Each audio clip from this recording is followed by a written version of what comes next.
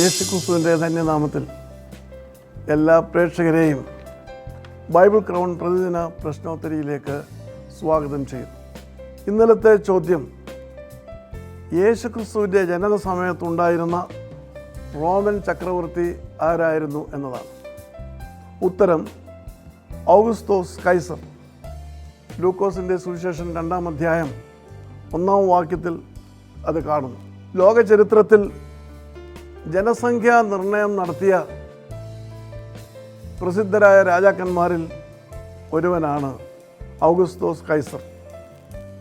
ഈ ആജ്ഞ അനുസരിച്ച് ഗലീലയിലെ നസറത്ത് എന്ന പട്ടണത്തിൽ നിന്നും യഹൂദ്യയിലെ ബേത്ലഹേമിലേക്ക് പേരെഴുതിക്കുന്നതിനായി യോസഫ് മറിയയും കൂട്ടി പോവുകയാണ്. അത് യോസഫിൻ്റെ ദൈവത്തിലുള്ള വിശ്വാസത്തിൻ്റെ പ്രതിബിംബം കൂടിയായിരുന്നു. കാരണം ഗർഭിണിയായ മറിയയെ വിവാഹം ചെയ്യുവാൻ വിസമ്മതമുണ്ടായിരുന്നിട്ടും അവളെ ഉപേക്ഷിക്കണമെന്ന് ആഗ്രഹിച്ചിട്ടും അത്യുന്നതനായ ദൈവം യോസഫിനോട് ദൈവഹിതം അറിയിച്ചതനുസരിച്ചാണ് ഉടൻ അവൻ അവളെ ഭാര്യയായി സ്വീകരിച്ചത്.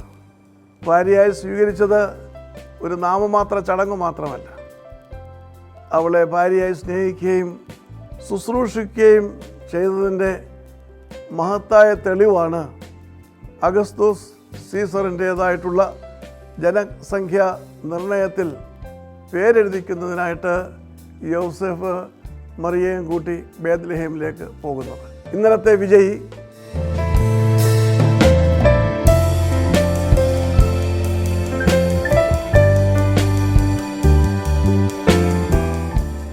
ഇന്നത്തെ ചോദ്യം, ഇസ്രയേലിയ ഗോത്രത്തിൽ ആരുടെ പിൻതലമുറക്കാരെയാണ് പൗരോഹിത്യ ശുശ്രൂഷകൾക്കായി തിരഞ്ഞെടുക്കുന്നത്?